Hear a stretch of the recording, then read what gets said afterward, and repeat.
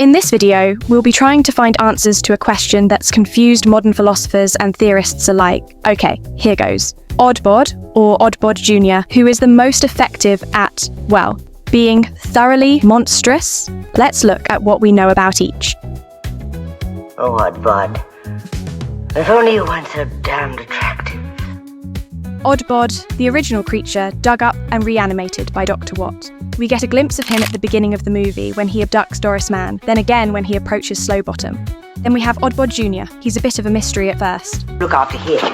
It turns out that Oddbod lost a finger when he picked up Doris Mann. The finger ends up with the police. Their doctor gives it an electrical charge and Oddbod Junior appears.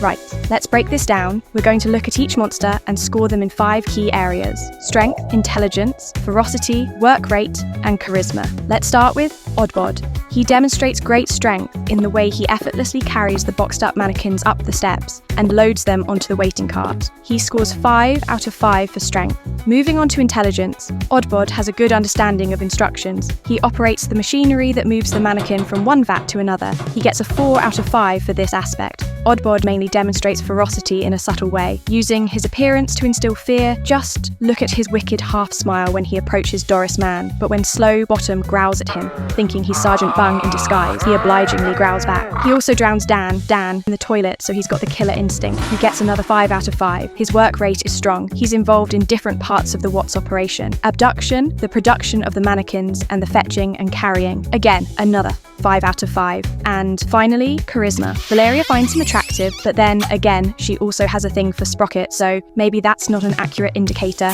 It's a tricky one, so he gets a 3 out of 5 here.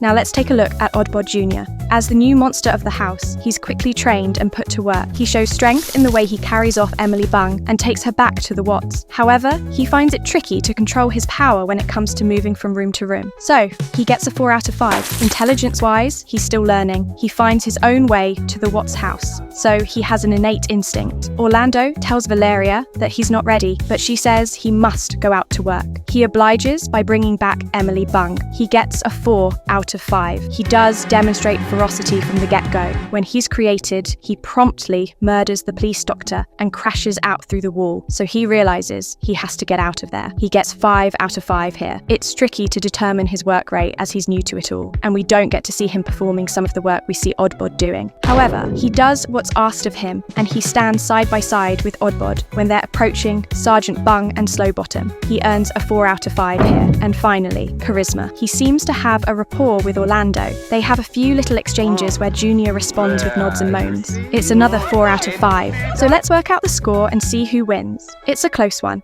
Oddbod Junior scores 21 out of 25, and Oddbod scores 22 out of 25. Personally, I wouldn't like to run into either of them. Let me know in the comments who you think is the most monstrous. Until next time, carry on.